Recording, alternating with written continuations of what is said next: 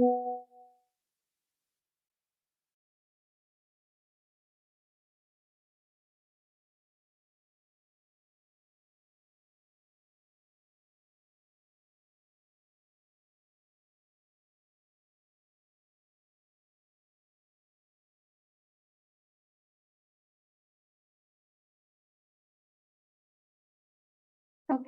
hello.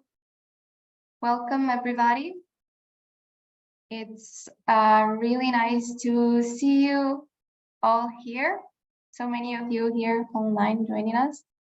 I'm Lucia Rivera, and I am really happy to welcome you to this Mediterranean Youth Task Force and World Food Forum Masterclass. So let me tell you a little bit about the World Food Forum. So the World Food Forum, it's a global platform and an independent network led by youth, for youth, and of course also young at heart folks. And it's a space where young people can share ideas and knowledge, participate in dialogues and consultations, and inspire one another to make a difference to transform our food systems. Now the World Food Forum Masterclasses touch all areas of our agri-food systems. And in this case, we're talking about forests. So the masterclasses consist of inspirational and educational content from emerging young leaders and from renowned experts like today. And in the masterclasses, we come to listen to research and stories and actionable solutions that these leaders have to share with us. Each episode usually covers one theme on food systems with the main goal to discuss and promote a better food future for all of us. And today, the Mediterranean Youth Task Force of the Silva Mediterránea Secretariat, or FAO, has organized this masterclass in celebration of the International Day of Forests.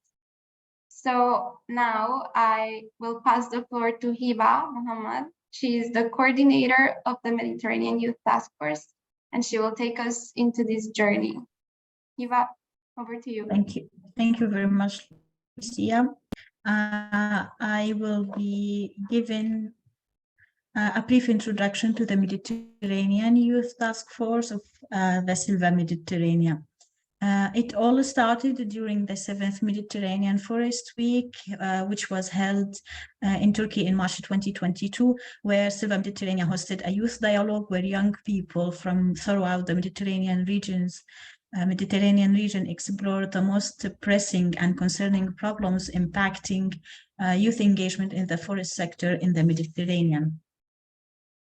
As a result, the youth statement pertaining the Mediterranean was drafted and delivered by two young delegates, Laila and Florence, who are members of the MITF currently, and during the high-level segment of the 7th Mediterranean Forest Week. This statement stressed that youth should be acknowledged as a change catalyst and integrated in all decision-making processes, and young generations are organized and willing to participate and engage in high-level dialogues and be advised and consulted. This encouraged Silva Mediterránea with support from the Mediterranean facility of the European Forest Institute to establish the Mediterranean Youth Task Force, MITF, as to serve as a youth network that integrates youth in the forestry sector in the region and seeks to empower the youth and to highlight and bring their knowledge, expertise, and voices to be included and consulted. The MITF envisions a Mediterranean forest sector where youth can participate and contribute through opportunities and support their own initiatives. Therefore, MITF seeks to provide an open and inclusive platform for capacity development and knowledge sharing and exchange, unleashing young potential and elevating their voices. Knowledge, and expertise to emphasize the significance of forests in establishing a society founded on nature-positive values in an enabling environment that unites all stakeholders. With this in mind, The overall objective of MITF is to facilitate youth engagement in the Mediterranean forest sector. Through this, we provide a platform where youth are encouraged to participate, organize, and promote knowledge sharing and capacity building activities, promote spaces for exchange and dialogue among youth and with decision makers, and propose, lead, and adhere to innovative actions in the forest sector to promote youth participation.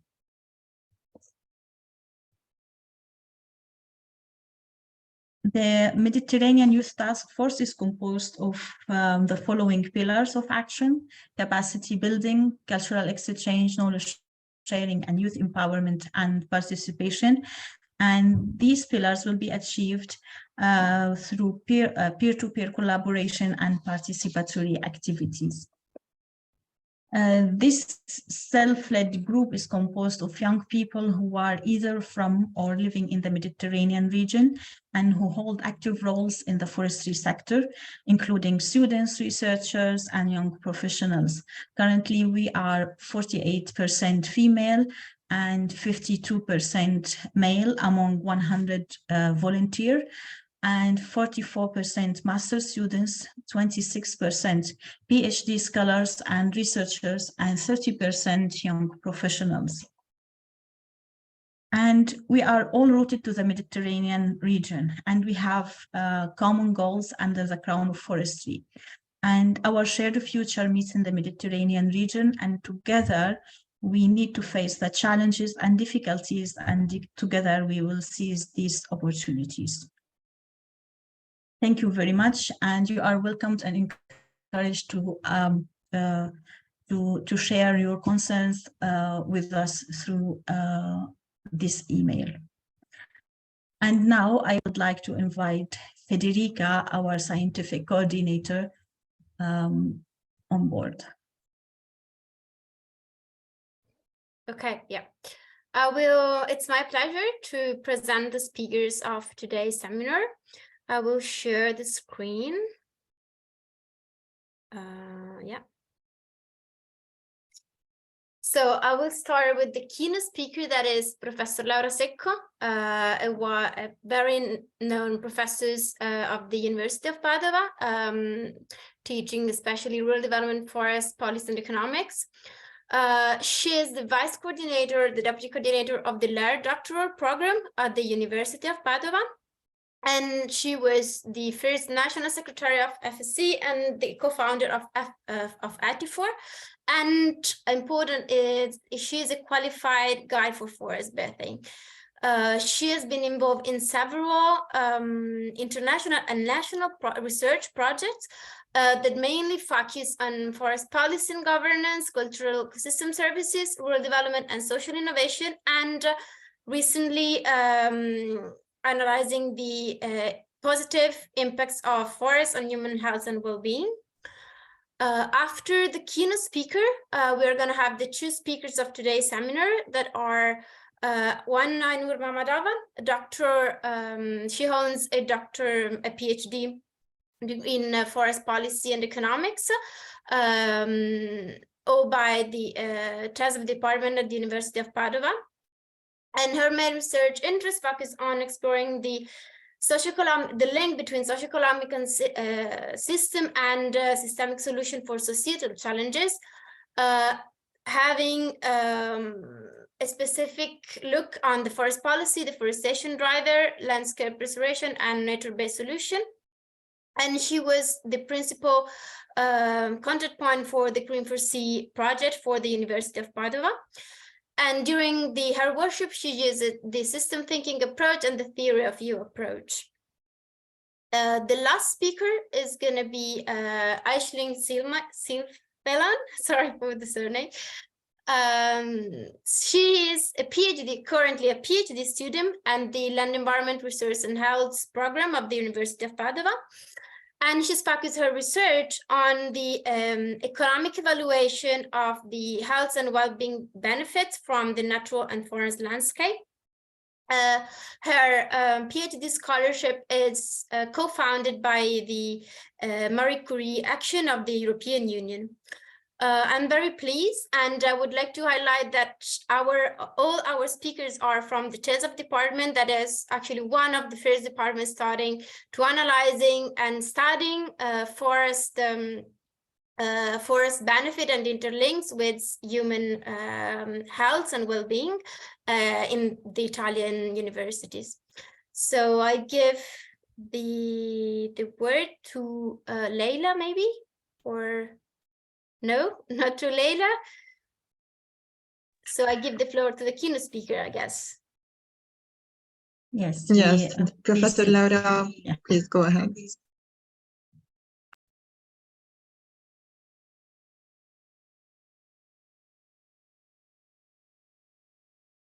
Can you see the screen?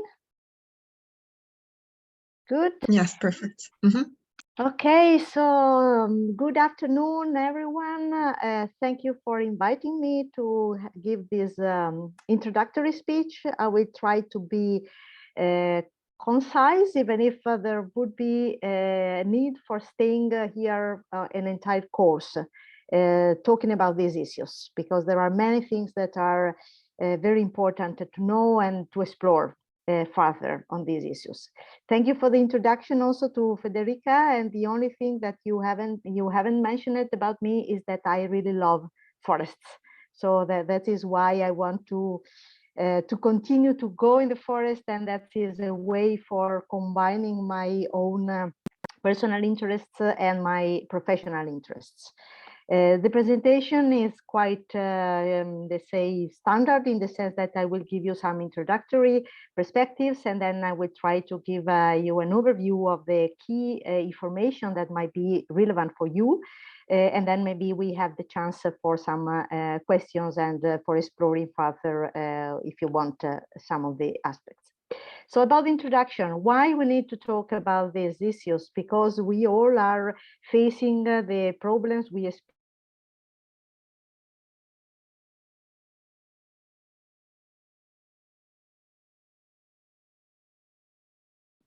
I'm back. Sorry, it was disconnected. Can you hear me again? Good. So because everyone is experiencing directly what does it mean to live in these crowded cities, megalopolis, without or with not enough green areas, traffic jams, and consumption of soil and land use changes that are affecting our planet and destroying the quality of our lives. And also this the anxiety and the problems, the personal troubles that everyone is facing are emphasized by the growing uncertainties that are connected to the climate crisis, the biodiversity loss crisis, the geopolitical in general troubles that we are facing, and that have been also stressed even more by the experience of the pandemic.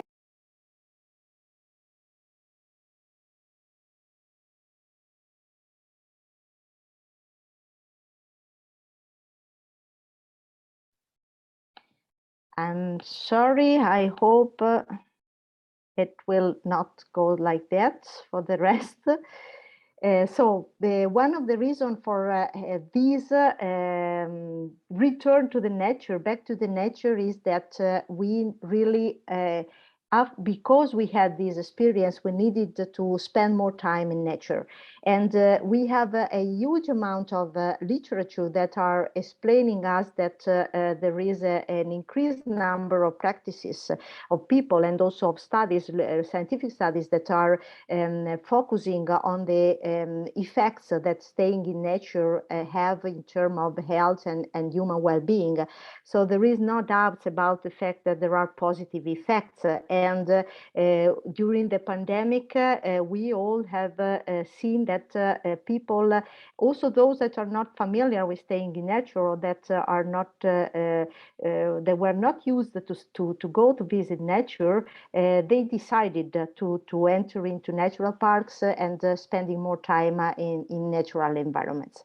And this is also something that is somehow stressed by the One Health approach of the World Health Organization, that is focusing, especially after the pandemic, on the recognition that the only possibility for having a human health situation is having also animal health and in general environment health. And that means also health of our habitats, of our ecosystems, and of our forests, of course.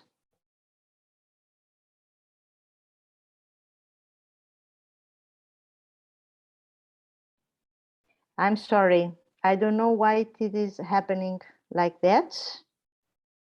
Hope it won't be like that to the entire things. Otherwise, I need to stop and restart probably. I will try to continue in this way. So when we enter into nature, there might be various ways of enjoying nature. So it's not only one possibility for this type of activities and for getting benefits from that.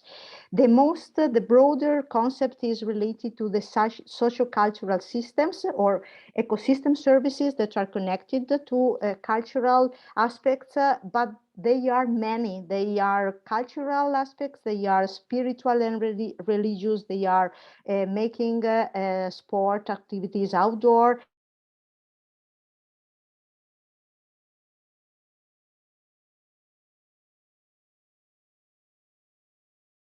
I will try to leave and to restart the connection because I don't know why it is continuously stopping. Otherwise, I can also share the screen and I go on. Maybe that's also an Yeah, issue. maybe Yeah, it's yeah. better. Yeah. Yeah, okay, Yeah. do it. Okay. Just 1 second. Sorry, normally it works very well, but I don't know why there is something going in the same. Maybe I have to do like that also to stop all the other, but let's go with this. Yeah. So I share.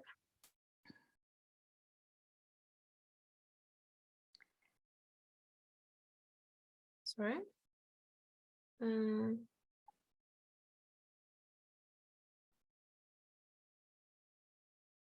Okay. Yes. So can you see the screen? Yes, I can. Okay. Just go. Okay, we were here. So great. Thank you very much. And let's hope that it won't collapse again. So we were talking about in general the socio and cultural ecosystem services, which is the broad conceptual umbrella where we find out that are located all the activities that can create positive effects on health and well-being based on forest. Go ahead, please. So the nature-based wellness, forest therapy, forest bathing, and such a kind of emergent activities that we collect all under the concept of green care. And then Ainur Mamadova will explain better this concept, is the focus of what we will talk today. But when we when we look at the way how we can enjoy nature and the type of effects, we have also to think about the target population. We might have activities that are just for the purpose of promoting health in general and that are targeted to the general population. Then we have other type of activities that are targeted to vulnerable groups, for example, disabled people or people having personal needs, special needs, or that need to be taken care of because of social exclusion that they are feeling. And then there are another type of activities that might be more targeted to for the health rehabilitation or health treatments that are for people that are really suffering some disease or that they need to be somehow supported in re-getting their health. Please. So these three different target groups have three different type of staying in nature. The first one is for the general population. Normally people go in the nature because they want to carry out some kind of outdoor recreational activities. hiking, biking, or whatever you want, climbing and so on. And this is something that everyone has already experienced it. More recently, there was established these practices also in European context, the Mediterranean context, that are practices more designed for helping people to reconnect with nature, with an active approach of reconnection. And this is where we put, for example, the practices of the forest bathing. And these are designed for the general population, but also they can be designed for special groups of people, vulnerable groups, for example. And then there is the last type of activities that are also for reconnection with nature, but with the special purpose of supporting people having a special type of disease. And this is where we put normally the forest therapy. The two terms, forest bathing and forest therapy, are somehow used in a confused and mixed way, not keeping into consideration the differences that we might find. Please. So what are the effects on nature of human well-being? There are three main groups of effects. The psychological effects that, for example, refer to the capacity to increase the concentration where you are studying, or your cognitive skills, because you really get more concentrated, more focused, and the brain is able to work in a more effective way. So staying in nature can help you to restore your capacity of remain focused on what you are doing, but also in general regenerating your vitality, your energy. Then there are, after that, there are physiological effects that are, for example, an increased capacity of our immune system to react against inflammations, for example, to reduce the cortisol, which is one of the hormones connected to the stress, and reducing the blood pressure and improving the respiratory system, and so on. And then there are other effects that are social effects that are related to the capacity of the people to create trustful connection with the other persons, to reactivate their emotional capacity to work with, to stay with the other, to work with the other, to reactivate the creativity or being able to take advantage of the spirituality and in general the capacity to perceive everyone as being part of a whole, a larger set. And this is also an interesting aspect that I want to stress, because staying in nature has already demonstrated that it might activate more pro-environmental behavior.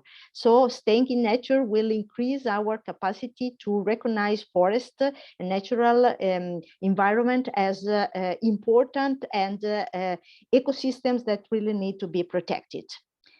Please. What are the key forest characteristics that are important for getting these type of effects? They are, let's say, the most important are 5. All of them are connected to the forest, but also where the forests are located and somehow how the forests are managed. So these 5 elements, key elements or key characteristics, are the aesthetic aspects, the phytoncides, negative ions, the sounds, and the sunlight. Just to give you more insights on these 5 elements, please, Federica, thank you. The first one is related to the green color, first of all, which is recognized as being a relaxing one for eyes. And in fact, it has been used since many decades in the hospitals, for example. The savanna structure, that is a familiar structure because it is recognized by our ancient brain as a familiar place where to stay. Then moving on, The second point are the so-called phytoncides, that are volatile organic compounds and are elements that are produced by the trees and by the plants in general that have very positive anti-inflammatory properties that are effective also for humans, for example. There are more than thousands of different elements. Many are very well known. And what is important for foresters is that, if you go on, is that there are different capacity of the different species to emit this type of compounds. So some of the species, for example, some of the species that are characteristics of the Mediterranean forest are among the most with high provisioning potential of these compounds in general. So having this type of forest can help to have a special effects or more important effects in terms of health and well-being. But then it depends very much on other characteristics like temperature, wind, and other things. But the presence of these species might be an important indicator. Then presence of negative ions that are also connected to positive effects in terms of breathing, and that are connected to the capacity of the transpiration of the plants, depending on the environment, on the type of place where we are. The concentration of these negative ions might be lower or higher. And the most effective in terms of human health and well-being are, for example, waterfalls. And we know that in many forests there are these type of water that or in high altitudes mountains that can have this effect. Please. Sounds of nature are really important because they are able to activate certain part of our brain that are keeping us quiet with the serenity, and this is against the very noisy environment that we are experiencing every day in our urban areas, and that can create a lot of not only disease but also people that are suffer of premature death because of the noise stress in the cities. And then the sunlight, that is also the tree canopies are able to filter the UVB rays, but also if the sunlight is touching our skin, then there is a vitamin D production that is help us to our immune system to be more robust. And also depending on the structure, dark forests are giving an unsafety feeling to the people, while sunlight and a bit larger open forest give a perception of security to the people. Other aspects are connected to the biodiversity, the richness of the people, the possibility to have experience of looking or meeting other non-human being, let's say, in the forest, but also our body being exposed to the bacteria and fungi that are connected to the dead wood, for example, has a positive effect. Of course, all the wild food and the herbs and let's say components that can have edible and non-edible uses that might allow us to use these ingredients, let's say, for improving our health in general. Then the fact that in the forest there are archetypes and other psycho-related stimulus, like, for example, the presence of caves, of monumental trees, or again the four components of water, fire, earth, and air, and other things. And then the need of having accessible and forests that are perceived as a safety, because we are considering forests as nice places, but there are persons who perceive them as stressful places because they are not comfortable with staying in nature, they are not used, or because they have let's say special health disease, like, for example, those elder affected by Alzheimer, they really don't feel safe in staying in natural environments if they are not well designed and protected for that. Please go on. A few perspectives in future. We have to think about the fact that there are differences between natural and urban settings. Of course, we know that forests are different in the two contexts, forest or green spaces. Go on. I wanted just to show you, to remind you visually these differences. What is important for foresters to know is that depending on the location of the green areas, the type of activities that can be done for having positive effects on health and well-being might be different. You can organize a forest basin session both in the urban or in the rural areas, but for example, the length of each session might be different, and the more you stay in the forest, the higher are the benefits, for example. Then you have to consider where these forests are located.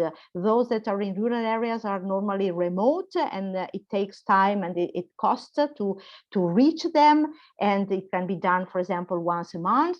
While if you are designing something for urban context, urban areas, then people can stay there every day, for example. But there are positive aspects and negative aspects, because the urban areas are, in many cases, very noisy or congested by the presence of many other activities, for example. Go on.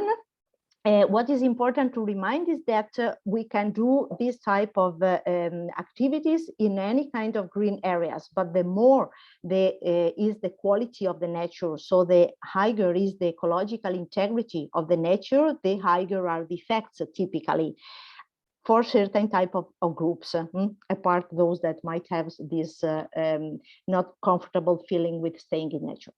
Yes, please go on. What might be your role as forester in future? Well, I think that you can do a lot of things, assisting urban planners for creating green areas that might have this type of characteristics, particularly putting attention where the green areas are located, because they don't have to be too close to the highways, for example. Assisting the rural areas managers or natural parks managers for maintaining areas that might have the characteristics that are more useful for this type of effects, or just help forest managers in adjusting the current forest management practices to get, for example, certified according to the international standards for ecosystem services. Then you can help forest owners and managers and health caregiver to find collaborations, to have contractual agreements, thus establishing payments for ecosystem services that are mechanism more and more supported also by the European Union policies, for example. And this is something that Aisling will talk about later on. Then assisting educational health services to identify those areas, those forest areas that are more appropriate for this type of uses, or assisting investors and founders in identifying qualified initiatives. And also you can also become a forest bathing or forest therapy qualified guide.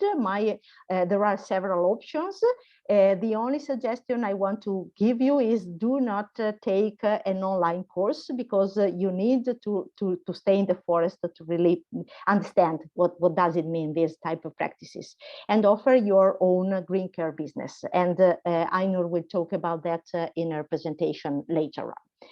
So to conclude, a few final remarks. What are the potential, the opportunities?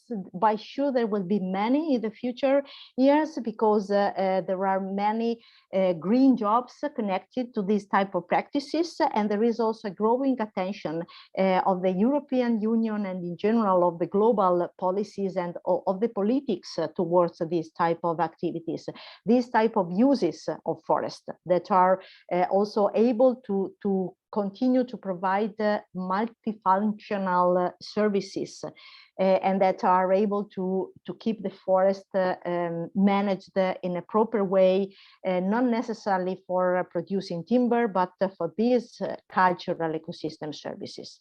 And then in terms of challenges, there is a lot that we need to do, because we still need to fill some knowledge gaps, scientific knowledge gaps, because, for example, we don't know enough about the economic aspects. We know a lot about medical aspects. We know a lot about the effects effects, the psychological and physiological effects, but we don't know enough about what are the changes from the institutional point of view that are needed, for example, or what are the costs of these type of therapies with respect to the traditional approaches.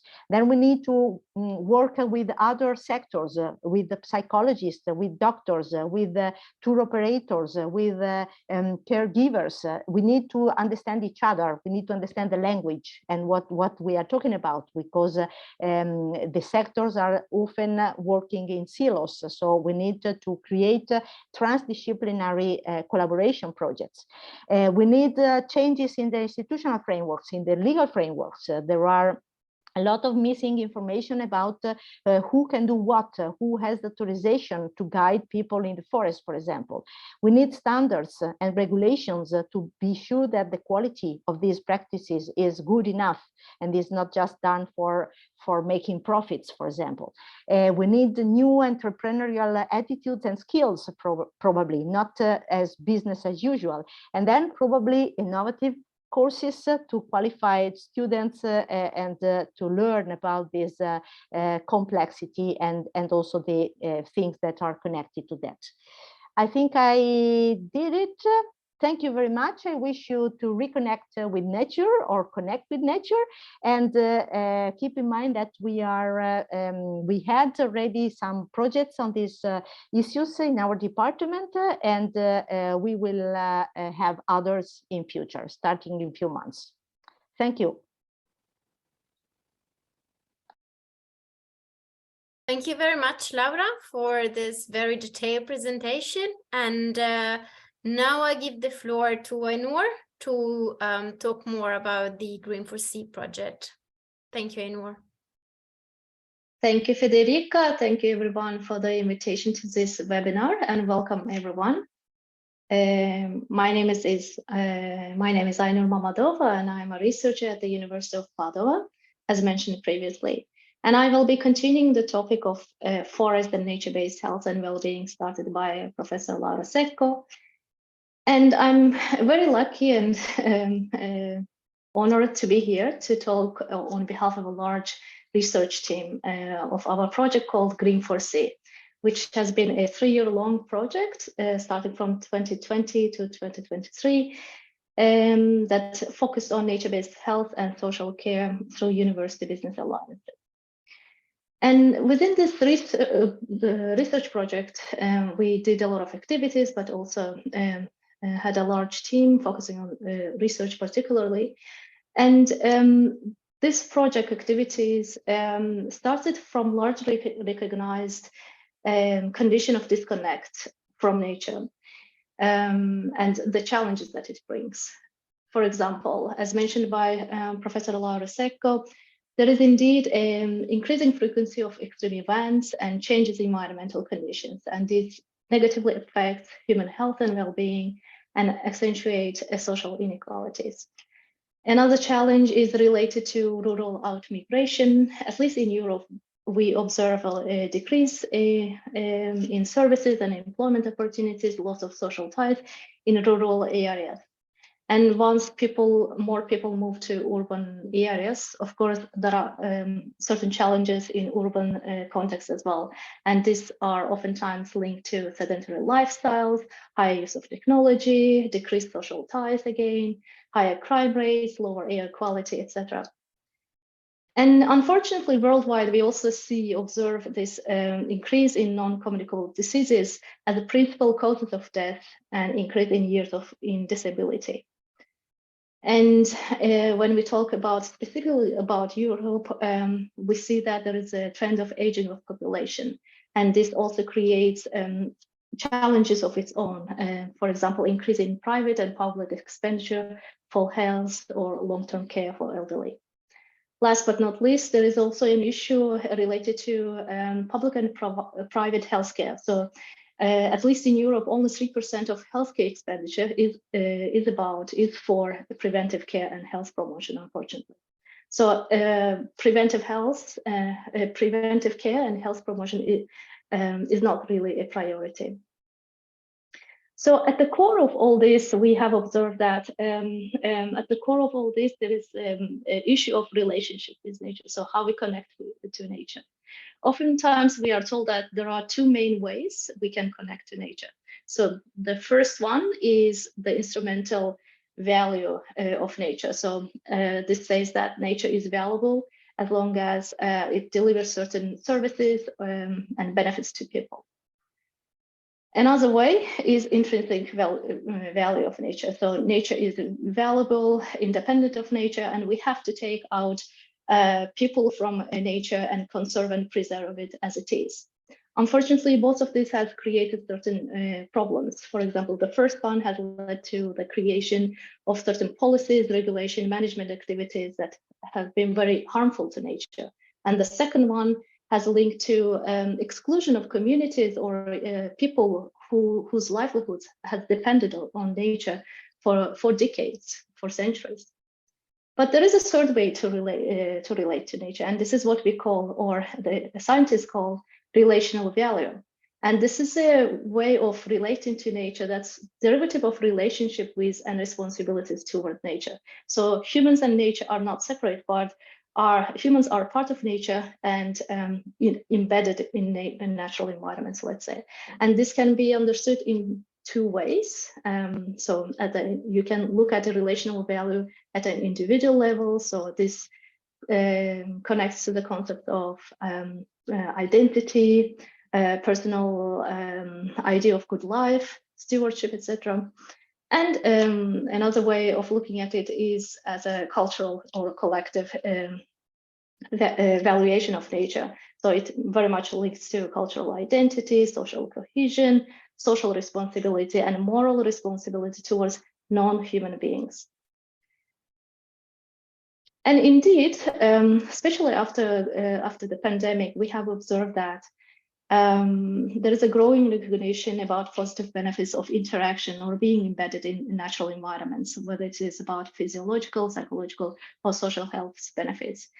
And we have understood that nature-based health and well-being can offer us solutions for post-pandemic recovery and building of resilience. And we think one of the important lessons that the pandemic brought was about understanding that relationship, feedbacks, and connection matter. So when it comes to well-being, that wasn't only about our physical or mental well-being, but social well-being, being connected to other people was very important for us. That was an important lesson to learn. Another lesson to learn was, as Professor Laura Secco mentioned, that human health is not functioning in a vacuum. It's in a close connection to environmental health and to human health, to animal health. And if we want to be healthy in this planet, we have to pay attention to the health of environment as well. So in an attempt to search for solutions for these all environmental and societal challenges that negatively affect human health and well-being, the concept of green care has emerged. And we have borrowed this concept from literature on social farming. Some of you might be familiar with this field of work. We take this concept as an overarching umbrella concept, and we recognize it as a concept that recognizes the interdependence of nature, human resilience, and well-being, and use contact and connection with natural environments to address human and societal needs. And this part is important while focusing on a conscious, ethical, and active way of relating and interacting with nature.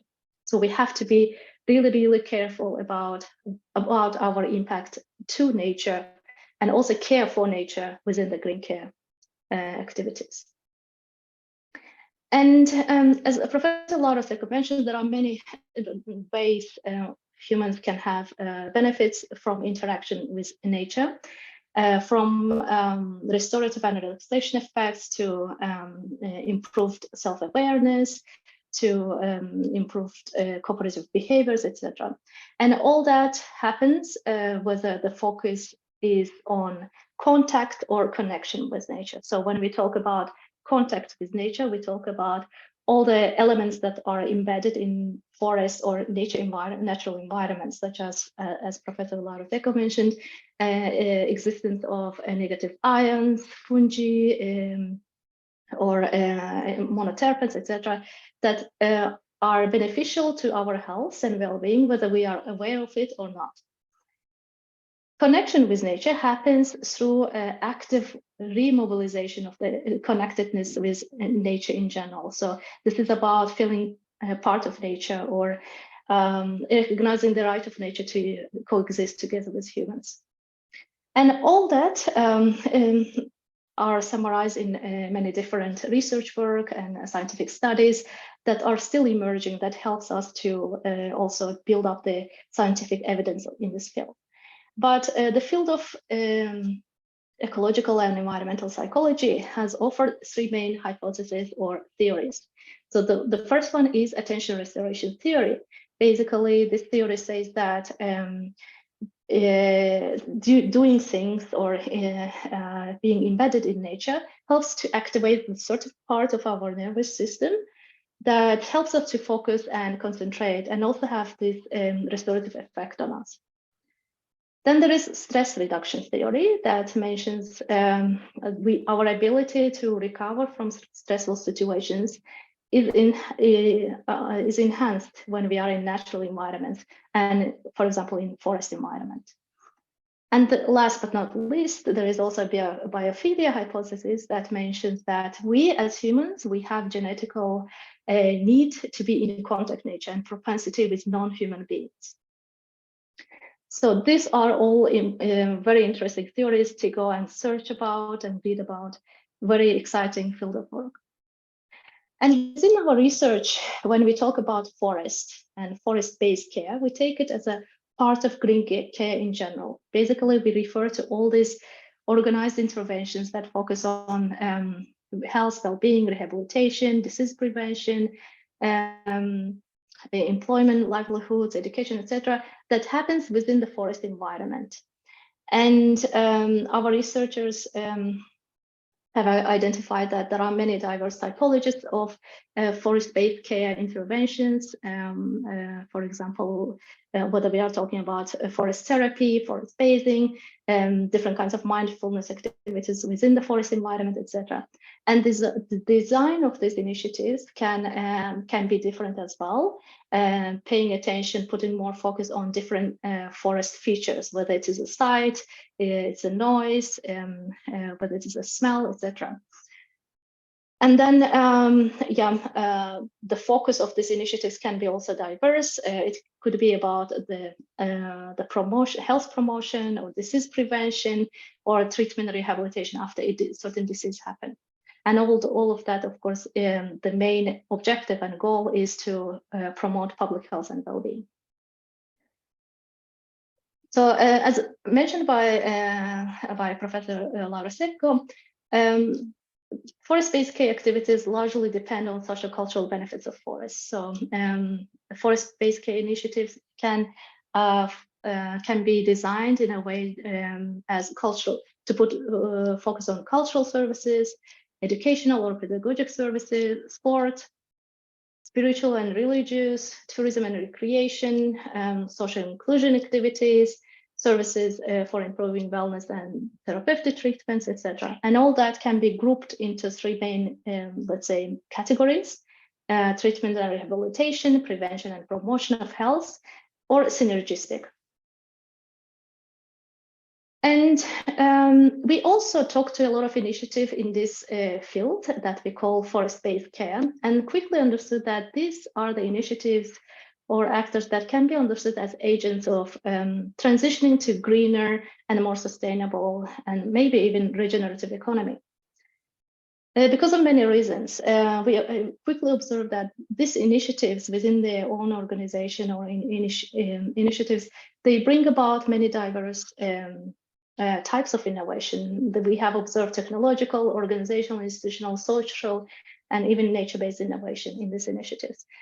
We also saw that although it's very difficult to measure and to gather the evidence, but we have observed that although they focus on individual health and well-being, promotion, They also bring wider societal, economic, and environmental impacts. For example, these activities can lead to responsible forest management, improve social capital in social marginalized rural area, and they can lead to local development.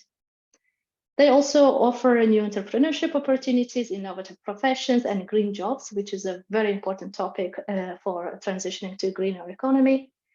And they are hybrid organizations. Why they are hybrid? Because they connect oftentimes profit generation to social and environmental missions. So oftentimes they call themselves profit for purpose organization. They unfortunately oftentimes lack institutional and legal clarity, as I mentioned in the previous presentation, and they are not very clear about their registration status. And they operate in diverse economic sectors. For example, they connect forestry or forest management with healthcare or social care or education.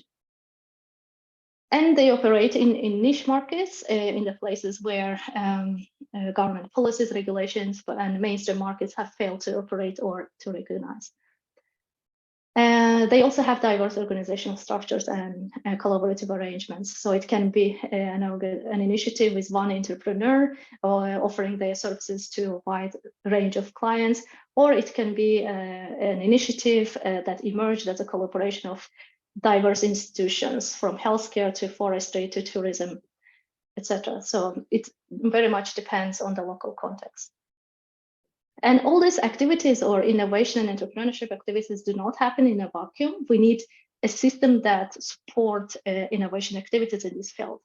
And of course, at the bottom or at the base of all this system, we have ecosystem and green spaces, including forests, that that support these whole process, innovation processes. And on top of that, we have the social layer now. And the social layer has diverse dimensions, from governance arrangements to institutions, to resource availability, to collaborations, etc., that all together create this system of elements that either support or challenge the innovation processes in this field. And when we asked our initiatives what was the main challenge and success factors for them when they built their business and wanted to develop it, the most issues related to challenges were about policy context, for example, not having mental health and well-being as a priority of public health sector policies. It was about institutions and norms, for example, diverse tax regulations or insurance system in different countries that are very difficult to adapt to. Last but not least, it was about public discourse and vision. For example, in certain places, it was very difficult to fight with these discourses that green spaces or parks are not safe places, and if they would have a certain green space created in the neighborhood, it can lead to many different criminal activities. So, but this discourse and vision is changing, especially after the post-pandemic period. So let's hope for the best. And as a result of our project, we also developed certain, let's say, policy recommendations for different actors, including policymakers at European, national, and local levels. And we have divided these, let's say, recommendations into different categories. And all that can be found in our final deliverable of the project called a manifesto, Green K Manifesto. And this is addressed to all the involved stakeholders of this sector, but also to public in general. And you can definitely go to our website, www.green4c.com.eu, and check our educational activities, research deliverables, but also our Green K Manifesto, and adhere to it, sign your name and support it. And last but not least, I would like to give you some take-home messages. Importantly, we need nature for survival and for thriving as a humanity. And we need changes in the way we value and use of nature. And Green K initiatives, we need to pay attention to them. We need to create institutional and legal clarity for them. And they can bring a lot of positive impacts to transition into a better and greener economy. And they need political and institutional support. They need collaboration with forestry and healthcare sector in order to fill the knowledge gaps. They need financial support and capacity building. And more research needs to be done also about policy and governance implications in the sector.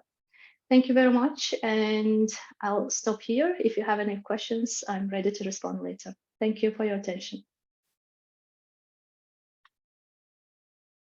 Thank you very much, Ainu, for the presentation and the very interesting insights. So, and I give the floor to Aisling to present which are the main objective and main research, the focus of her research.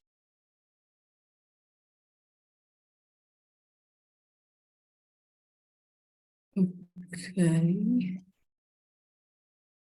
So hi everyone, and thank you to Professor Laura Secco at Ainu for the presentations, and thanks for everyone for being here. I'm just going to present to you a little quick overview of my PhD research project, which is on the topic of green care, but looking at it from an economic point of view. So you've already heard about a little bit about me. I'm in my first year of my PhD at the Test Staff Department in the University of Padova. And the structure of my presentation today is going to go through, briefly introduce you to the topic. Then I'm going to go a bit into the theoretical frameworks that are behind my research, which is the ecosystem services framework and total economic value. And then I'm going to talk to you a bit about my research objectives and my expected outcomes and the relevance of this research and why it's important. So I won't go into too much detail again about what green care is. We've got a very nice introduction already. But as was already mentioned, the majority of studies have been focused mainly on the therapeutic effectiveness of interventions of green care. So on the effects of these interactions with nature on physical and psychological health. And so there is actually a lack of studies that are focusing on the economic evaluation and on the valuation in monetary terms of the potential benefits and costs of these initiatives. And so therefore my research will directly address this issue. And how am I going to do that? I'm going to do this by looking at the issue through the lens of the ecosystem service framework, which we've already talked a little bit about the social cultural services, but essentially I'll do so by characterizing the benefits obtained from green care as an ecosystem service. And ecosystem services are defined as the benefits that humans receive from nature, and they are further broken into 4 categories. I'll just briefly introduce you to them. Which are provisioning services, which are the physical products that we obtain from ecosystems, such as wood or food. Regulating services, which are the benefits from the regulation of ecosystem processes, such as climate regulation. Supporting services, which are the supporting services that are necessary for the production of all the other ecosystem services, for example, soil formation. And finally, there are cultural ecosystem services or sociocultural ecosystem services, which are the focus of my research. And they are essentially the intangible or immaterial benefits that we obtain from ecosystems. And so the health and well-being benefits that we obtain from green care or interacting with nature can be classified as these cultural ecosystem services. The problem is that they're quite complex to estimate monetary values for these benefits that we receive, because often no markets exist, no existing markets are present that we can take prices and to assess the value. So it's not very straightforward, and that is basically the topic of my research.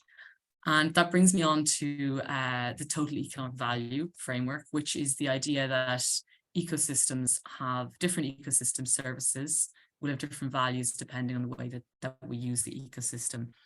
And the sum of these different values is known as the total economic value of the ecosystem. And it's a useful framework in order to help us estimate reliable monetary values for these benefits. And it's essentially made up of use values, which are the values that we get by directly using an ecosystem, for example, recreation, or wood products were directly using the ecosystem. But then there are also more kind of vague or harder to perceive values, which are non-use values, like the value an ecosystem has simply because it exists, even if we don't directly use it, or option values, the values that they have simply because in the future we may use them. And so the total economic value is the summation of these three values.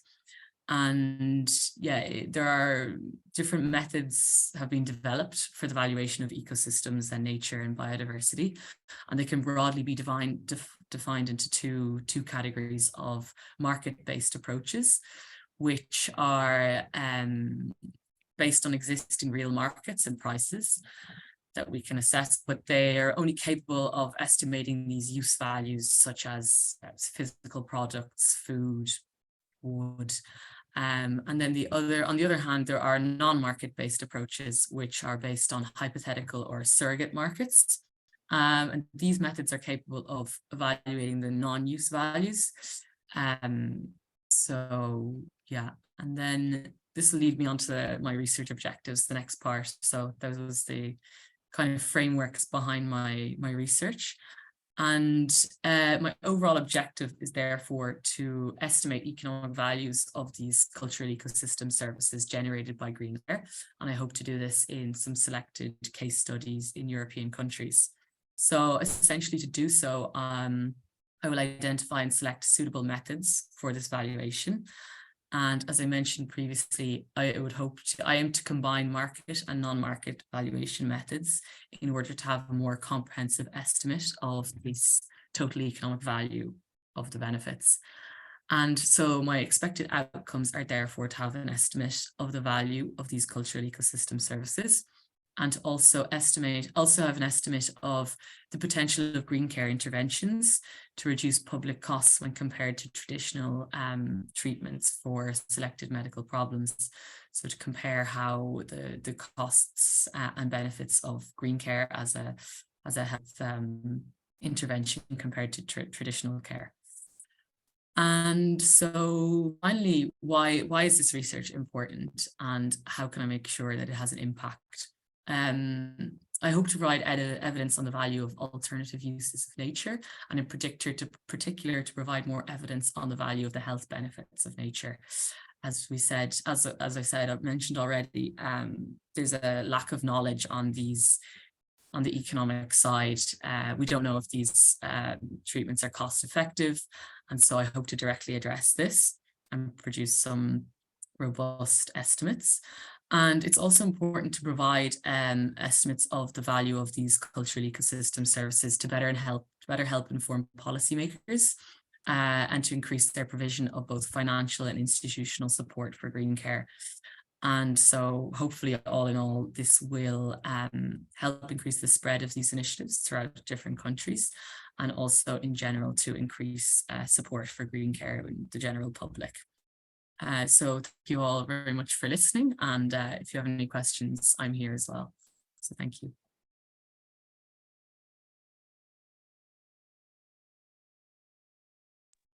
Okay, thank you very much. I will pass the floor to Sanjay if there are some questions to be answered. Yeah. Thank you so much, everyone, for your presentations. And I think Professor Seco has already answered a lot of questions, and I'm left with a few questions. So, I mean, I think she's already answering the question from Joanna. So I will go to the Idris question to Professor Seco.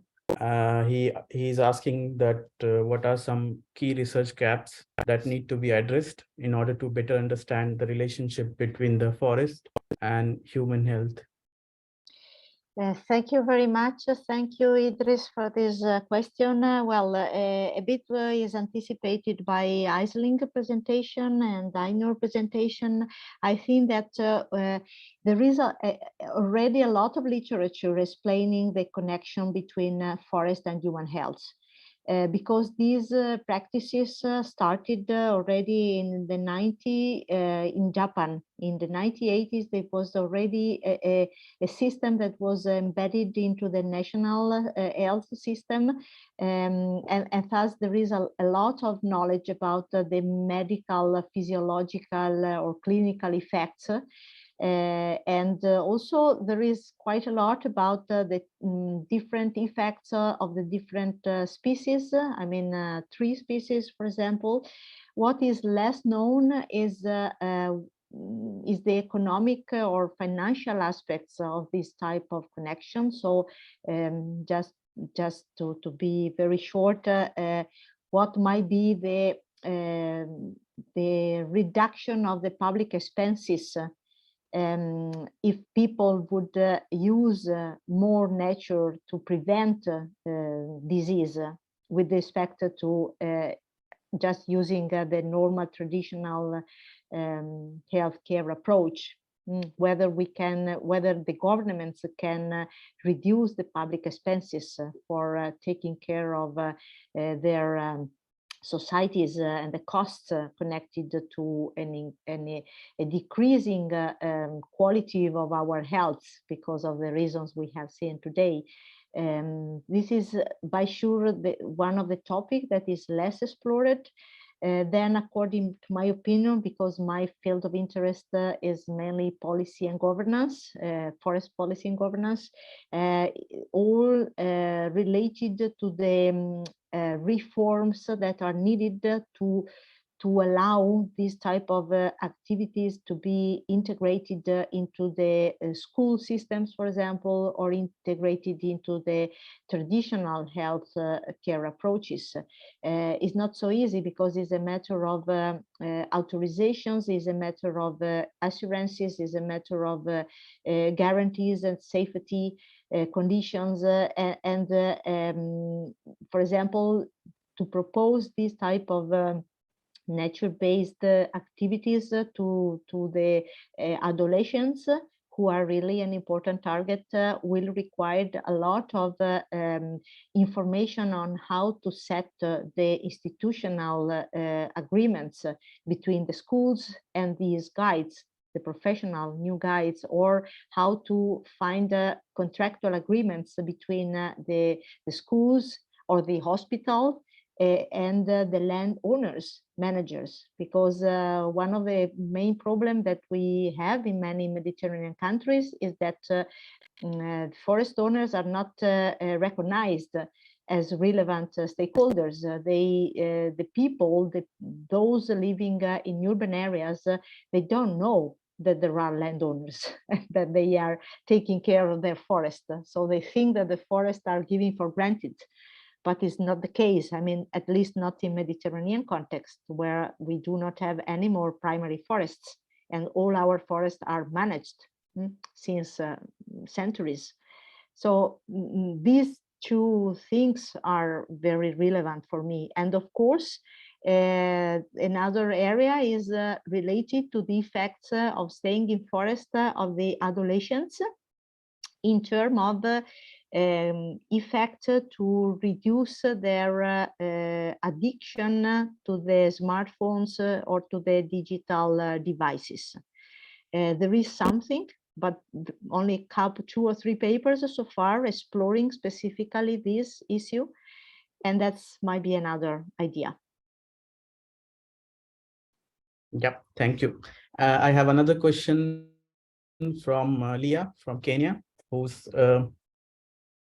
said she's a big lover of bamboo, and her question is, can bamboo forest be used in the green care initiatives? So I would like Ainur to answer the question.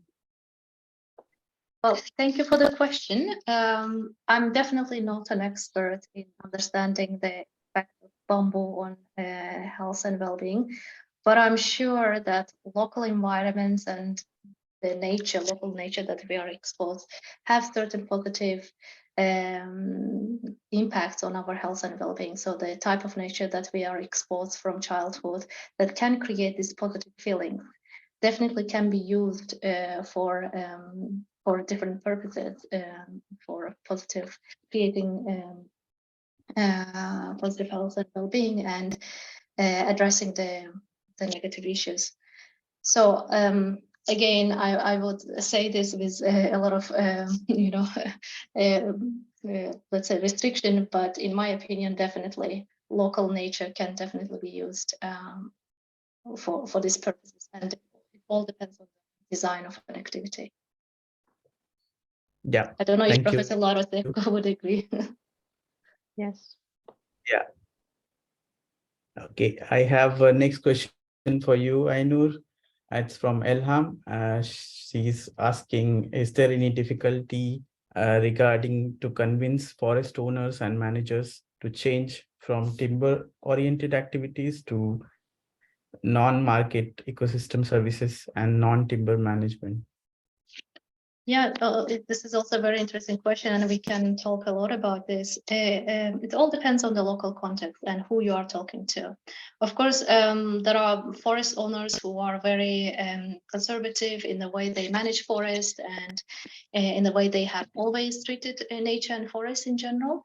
But there are also those who are open to new ideas, and if they also can see that bringing new services or managing forests differently, especially for health and well-being purposes or for cultural ecosystem services, can bring also additional income for them, then why not? So it all depends what's the focus and intention of a person. But in general, if you know what are the needs and values of forest owners, then you can negotiate, then you can help involve them in the activity as well. Yeah, there's another question that is related to that. If someone already has a forest area, and so how should we plan the capacity building to keep the forest roadmap? I mean, I did not understand the question fully, but she meant to ask if someone already has a forest, how we should build on the capacity to take up the task of the green care entrepreneurship. Sorry, I didn't fully understand the question. And is the question for me? Yes, yes. Is it the last one? I think someone answered it already. Okay, it's in the answered. It's the last question where she said, if you have a forest-based owner, how to do the capacity building to keep the forest roadmap. I did not answer the question fully. Maybe she can ask again. The forest roadmap. There Yeah. is another question from. Yeah, unfortunately, the question is not very clear to me, and I don't want to It's say. not clear. Yeah. Yeah. If you So can there's type it another again. question. There is another question to Professor Secco. As far as I know, forest therapy is not integral part of healthcare system in European countries. This limits the possibilities for certain social classes as paying for the forest therapies for a session. Maybe it is too expensive. Are you aware of any socio-environmental project aiming at giving opportunities to who cannot afford the extra cost to take the benefits from the nature in the Mediterranean region? This is the question from Mikhail. Yes, thank you. It's correct that for the moment, forest bathing and forest therapy are not yet recognized under our health system. We hope that sooner, not soon, but sooner or later, they will become recognized in this way. This is also what we have to contribute to. They say that for the moment, the majority of the activities that are, or the practices that are proposed are just private activities that are that need payment. So what I know for the moment is that there are some pilot projects. Some of these are run by our department together with the Department of Psychology of the University of Padova, to test also how to design these initiatives. For example, in the Villa Bolasco Historical Garden in the northeast of Veneto region and Italy, there is a pilot test for the population and for a group of people having Alzheimer problem. Similar things are, but in terms of pilot test with the hospital of the Venice Lido, I don't know how to say it in English, that are trying to see whether they can use the hospital garden for these type of activities. And there are other pilot things that are starting. Another project that is going to start in a few months is suggested by the local public health service in the Lombardy region. They wanted to try to find out forests that might be adapted to bring in their group of people, but not for forest therapy, for forest bathing, because it's a bit easier. The forest therapy is something that really require well-qualified health professionals who wanted to give their care to in natural environments. So you need to start with this background and then use or offer these practices in natural environments. And there are some private initiatives in many areas in not only in Italy but also in Spain, and there is in Austria, but all of them are somehow still based on capacity of the people to cover the expenses.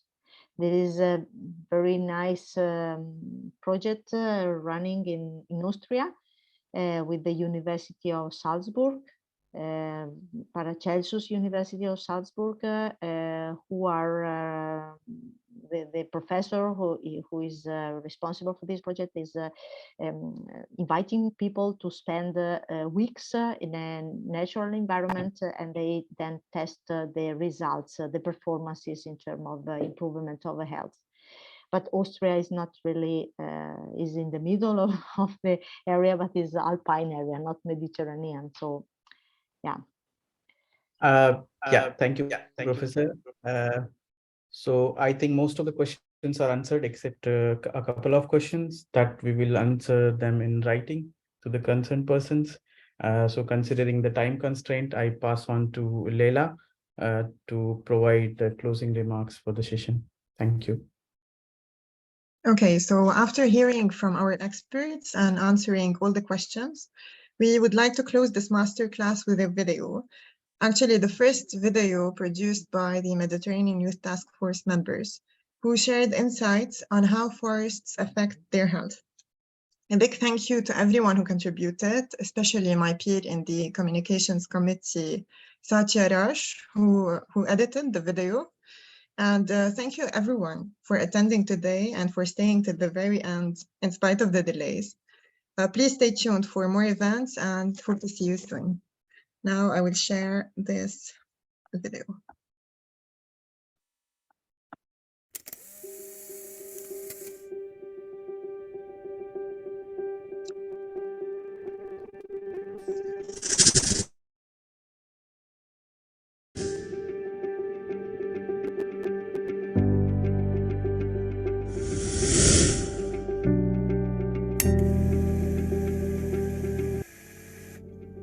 Forest is very much connected with healing, retreat and relax, and be surrounded by the voices of the forest. Being in the forest can help reduce stress and anxiety.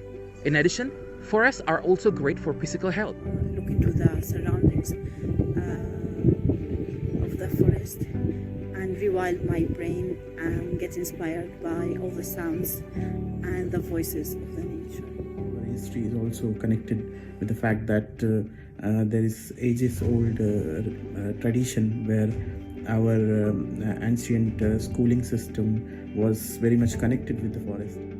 على الراحة النفسية عامة لو انت بتخلص يومك العملي عامة وبتبتدي تتجه ان انت تروح البيت بتاعك لو انت بتعدي على اي مكان اخضر بيريحك نفسيا وبيغير مودك تماما.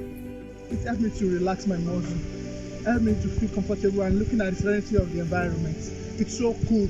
The medicinal importance of this is that we can use all these plants and everything you see here for whatever ailment you are feeling. As forests provide pure air, clean water, shelter, biological diversity, medicinal plants, ecosystem services, and much more, it is absolutely no surprise that our forests and our health are one. Personnellement, je pense que les forêts sont très importantes pour mon bien-être et ma santé mentale. Et vous, comment sentez-vous lorsque vous passez du temps dans la nature?